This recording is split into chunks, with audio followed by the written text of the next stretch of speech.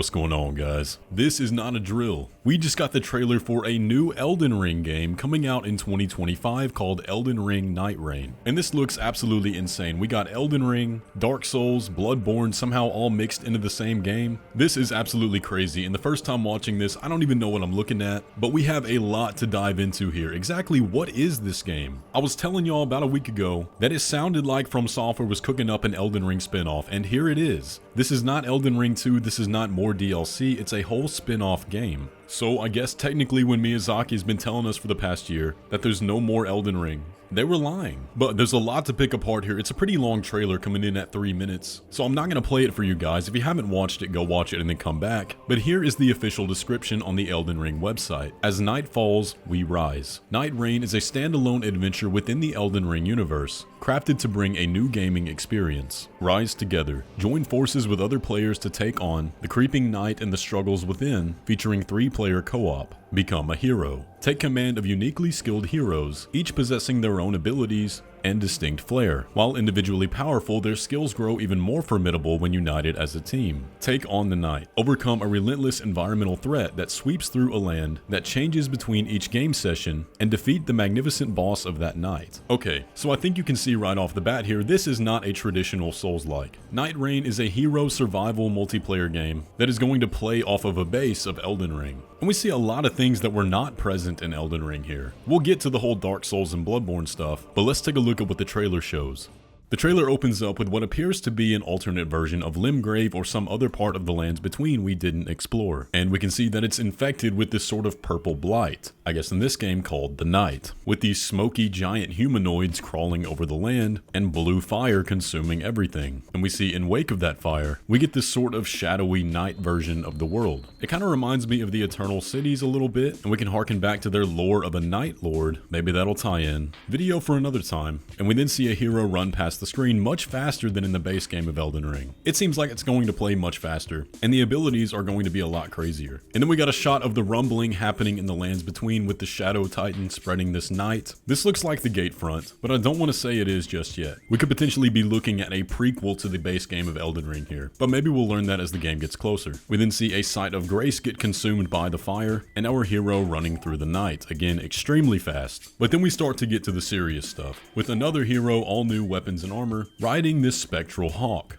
And the trailer says Seekers of Redemption, thrown together by forces beyond our control. And we get a wide shot of this alternate version of Limgrave, at least what it appears to be. But there's a lot of assets thrown together here, a lot of different pieces of the world and timeline, so I think it is difficult to say exactly when this is going to be set. We're just going to have to wait for more information on that one. We then get a new biome with what looks like a lot of scarlet rot and a spider crawls past the screen. That tree looks like the village of Albinarix, but there's giant tree roots behind it, so it's hard to say where this might be. But we then get a look at some of the heroes. The one in the forefront has a Valkyrie style helmet with what looks like a fire crossbow, but it doesn't actually shoot the bolt, but just extends and causes a short range explosion, it looks like. It might be a type of pile bunker, which Elden Ring was of course sorely missing, but he has this alongside a buckler shield and a longsword. But take a look at Birdman in the back. He is straight up just a humanoid hawk with arms. Are these the fabled Stormhawks? We might get some more lore on that with these guys, but we'll see him again in a minute. There's also a third hero here, but she's kind of hidden in the back. She looks to be some type of rogue, wearing very light armor and daggers. Again, we'll see her more in a minute. But look at what they're fighting here. Is that the centipede demon from Dark Souls? It does look a little bit different, but maybe it's a reskinned version. But the area here too does kind of remind me of a Gil Lake, although with a few differences. We then see them fighting some Limgrave and Stormvale soldiers, and we get a look at another hero, this very bulky horned guy with a great axe. He looks cool. They show off some more abilities here, with that same pile bunker type crossbow being used to pull an enemy in, and the rogue hero in action, and she looks like she came straight out of Bloodborne. Of course, the bird hero focuses on flight, and that just looks wild in the Elden Ring setting. Imagine doing that in PvP. But it then cuts to them fighting a Zamor warrior, who looks like he got a few upgrades as well. This ice tornado blasts the player up into the air. And then the trailer gets pretty serious, with some story beats taking place. And it says, tragedy must be averted, and for that I need your help. And hang on, we're going to talk about what it just showed. Is this the Dark Souls 3 Firekeeper? I don't want to go 100% and say that it is, but we have reason to believe that it might be, as we're going to see later in the trailer. But I don't know, she sounds a bit different.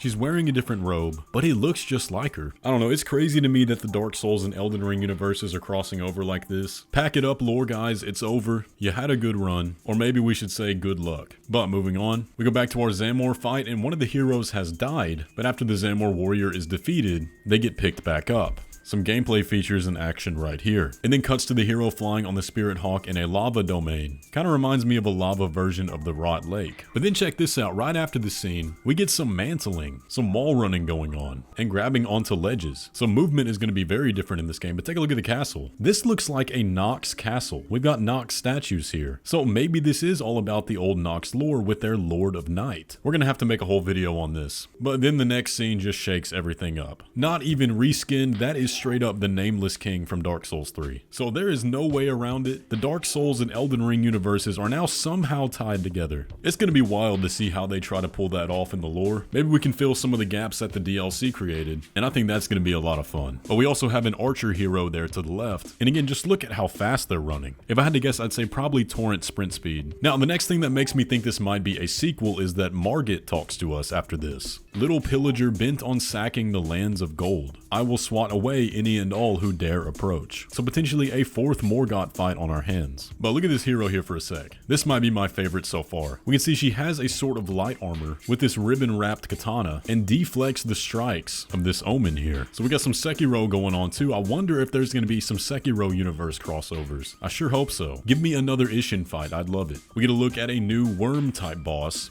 with a very wide split jaw. Looks absolutely awesome. A focus scene on the rogue hero in the round table hold. Some sort of shaman with hooves for feet, and the eyes remind me of the basilisks. Looks absolutely crazy. And we can see the sigil there for a second, but I don't think it matches up with anything yet. Maybe I'm wrong though. The standout boss of the trailer though is this Cerberus type hellhound looking thing, in a play on what looks kind of like Radahn's arena, and it can split itself into 3 different dogs, with a glaive type weapon attached to a chain that it can sling around. But the final scene of the trailer is the party approaching this gate that lets out this abyss, saying that we're there to go claim the life of the Night Lord. And that is Elden Ring Nightreign. As I suspected, we are on track for annual FromSoftware game releases. That is awesome. And this is our game for 2025.